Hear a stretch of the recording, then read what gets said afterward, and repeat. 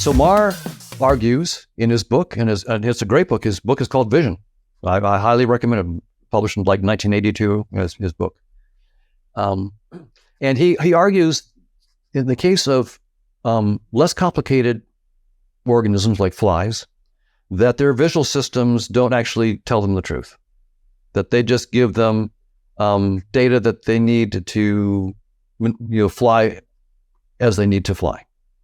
But he says when you get to more complicated organisms like humans, we actually estimate the true shapes and orientations of surfaces of objects in our environment.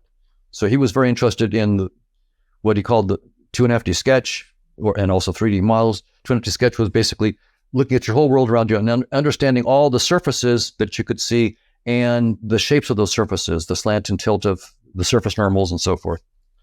And so he thought that we get more or less accurate estimates, and that evolution shaped us to have more or less accurate estimates because we were complicated enough. So his idea was, as you get more and more complicated organisms with more and more compute power, natural selection is going to more likely have them have true representations of what they need. Whereas if you're too simple, a fly just doesn't have enough neurons to get it right, so it just has to do little tricks and hacks.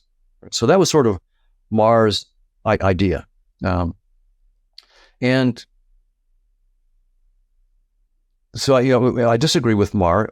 I agree with him on the fly. The fly just has tricks and hacks, but I say that the same is true of human beings, that our perceptions themselves are just a user interface, which ultimately is so simplified compared to the objective reality that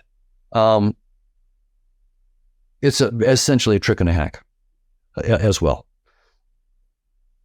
We think of space-time as the fundamental nature of reality, and physical objects as real entities inside that fundamental physical reality.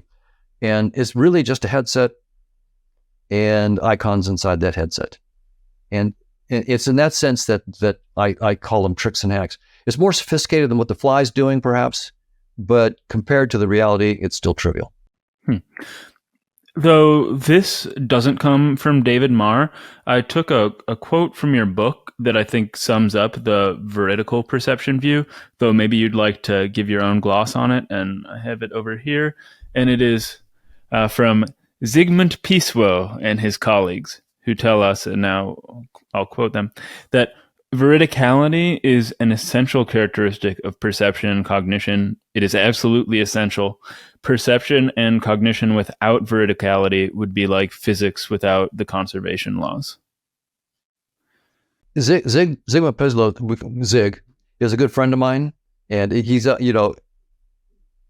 we debate this, but I actually voted to have him join my faculty in my department. So he's a member of my department here at UC Irvine. And I invited him to come, knowing full well that he completely disagrees with me. That's the way science works. You want to have smart people who disagree with you. And so Zig and I disagree. I think he thinks I'm off the rocker, with these ideas. He thinks that there's absolutely no reason why we shouldn't believe that we've been shaped to see truly what's out there. And I think most of my colleagues would agree with him. I think that they think of course we don't get everything exactly right, but the standard view in my field is something called Bayesian estimation. That basically what the visual system is doing is estimating the true shapes and colors and motions and whatever textures of physical objects. So we have data that we get at the retina, or if you're a computer vision person, you have some kind of video cameras, you're getting sensor data, and you have to take that data and then make the best Bayesian estimates you can about the true shapes, colors, motions, and textures. And so that's what Zig is up to. He's using that kind of Bayesian analysis to try to figure out, if we're going to make a self-driving car with camera systems, you have to take that video that's coming in. It's just video. It's just color. This pixel has this color, that pixel has that color, and that brightness. That's all you got. You have to take all that and say, and interpret it in terms, there's a boy riding a bicycle, and I need to brake my car so I don't hit. So that requires an incredible amount of inference and incredible amount of computer processing. That's why self-driving cars are still not a thing. We thought that they would be a thing as of 2023. They're still not a safe thing yet. You are still responsible for driving your car. It can help you, but no one's letting go of the wheel completely yet. It'll eventually happen, but the fact that it hasn't happened yet shows how difficult this problem is.